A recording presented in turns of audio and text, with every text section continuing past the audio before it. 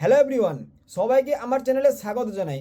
আজকের ভিডিওতে আমরা এমন এক বিষয় নিয়ে আলোচনা করব যা বেশ কিছুদিন ধরে সারা দেশের চিন্তার কারণ হয়ে দাঁড়িয়েছিল। তা হলো দ্য মণিপুর ইস্যু। প্রতিযোগিতামূলক পরীক্ষার কারেন্ট অ্যাফেয়ার্সই হোক বা ইন্টারভিউর জন্য এই বিষয়গুলো অত্যন্ত গুরুত্বপূর্ণ। আজ আমরা খুব সহজ ভাষায় বোঝার চেষ্টা করব মণিপুরের এই সংঘাতের পিছনের সূত্রপাত কোথা থেকে হলো এবং এর পিছনের মূল কারণগুলি কী কী ছিল। চলুন শুরু করি। মণিপুরের রিসেন্ট ইস্যু বোঝার আগে আমাদেরকে বুঝতে হবে যে সেখানকার ভৌগোলিক এবং জনবিন্যাস কিভাবে ছিল। মণিপুর রাজ্যটি মূলত দুভাগে ভাগ করা যায়, যেখানে উপত্যকা ভ্যালি এবং পাহাড়ি অঞ্চল হিলস এই দুটি ভাগে ভাগ করা ছিল। উপত্যকা ভ্যালি অঞ্চলটি রাজ্যের মোট আয়তনের মাত্র 10%, কিন্তু এখানে রাজ্যের প্রায় 60% মানুষ বসবাস করে।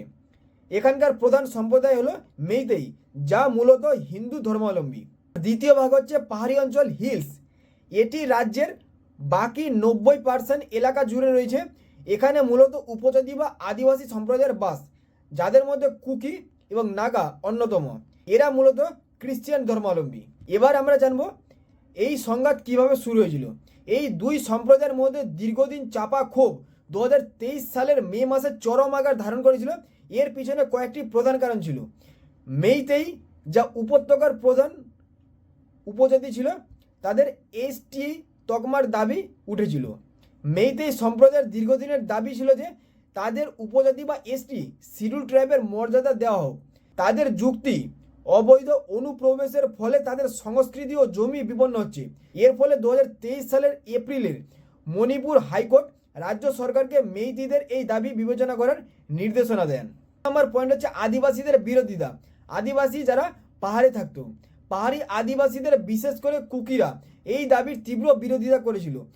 তাদের মধ্যে মেইতেদের রাজনৈতিক ও সামাজিকভাবে এমনিতে শক্তিশালী। তারা যদি এসটি তকমা পেয়ে যায় তবে আদিবাসীদের জন্য সংরক্ষিত সরকারি চাকরি এবং পাহাড়ি এলাকার জমির উপর তারা অধিকার হারাবে। সংবিধানের আর্টিকেল 371C অনুযায়ী উপজাতিদের পাহাড়ি এলাকায় জমি কিনতে পারে না। 3 নম্বর পয়েন্ট হচ্ছে মণিপুর সরকার সংরক্ষিত বনাঞ্চলে বেআইনি দখলদারি এবং পপি বা আফিম চাষ রুখতে একটি কড়া উচ্ছেদ অভিযান শুরু করে। কুকি সম্প্রদায়ের অভিযোগ ছিল যে এই অভিযানের নামে মূলত তাদেরকেই টার্গেট করা হচ্ছে এবং তাদের নিজস্ব ভিটেমাটি থেকে উচ্ছেদ করা হচ্ছে।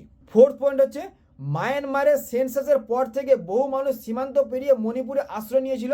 এদের সাথে কুকি সম্প্রদায়ের জাতিগত মিল রয়েছে। মেইতেদের আশঙ্কা এই অনুপ্রবেশের ফলে রাজ্যের জনবিন্যাস বদলে যেতে পারে। এবার আমরা জানবো এই সংঘাতের মূল সূত্রপাত কোথা থেকে হয়েছিল। হাইকোর্টের রায়ের প্রতিবাদে 3 মে 2023 তারিখে all tribal students union Manipur ATACUM একটি সংহতি মিছিলের ট্রাইবাল সলিডারিটি মার্চ আয়োজন করেছিল। এই মিছিল চলাকালীন দুই সম্প্রদায়ের মধ্যে প্রথম বড় ধরনের সংঘর্ষ বাধে এবং যা খুব দ্রুত গোটা রাজ্যে ছড়িয়ে পড়েছিল। এই সংঘাতের ফলে বর্তমান পরিস্থিতি এবং এর প্রভাব কী কী পড়েছিল। এই সংঘাতের ফলে মণিপুরে ব্যাপক ক্ষয়ক্ষতি হয়েছিল, বহু মানুষের প্রাণও গিয়েছিল এবং হাজার হাজার মানুষ নিজের ঘর বাড়ি ছেড়ে ত্রাণ শিবিরে আশ্রয় নিতে বাধ্য হয়েছিল। পরিস্থিতি নিয়ন্ত্রণে আনতে সেনাবাহিনী এবং আধা সামরিক বাহিনী মোতায়েন করা হয়েছিল। এর লাস্ট পরিস্থিতি কী হয়েছিল। মণিপুরের এই জাতিসংগত সংঘাত কোনো একদিনের ফসল নয়, এটি দীর্ঘদিনের জমে থাকা এক অবিশ্বাস এবং ভৌগোলিক রাজনৈতিক বৈষম্যের ফলাফল। এই সমস্যার স্থায়ী সমাধানের জন্য দুই সম্প্রদায়কে আলোচনার টেবিলে বসতে হবে এবং সরকারের সঠিক ও নিরপেক্ষ পদক্ষেপ গ্রহণ করা অত্যন্ত জরুরি। আশা করি আজকের এই ভিডিও থেকে মণিপুরের ইস্যু সম্পর্কে আপনাদের একটি স্পষ্ট ধারণা তৈরি হবে। ভিডিওটি ইনফরমেটিভ মনে হলে অবশ্যই লাইক করুন, বন্ধুদের সাথে শেয়ার করুন এবং চ্যানেলটি সাবস্ক্রাইব করুন এবং পাশে থাকুন।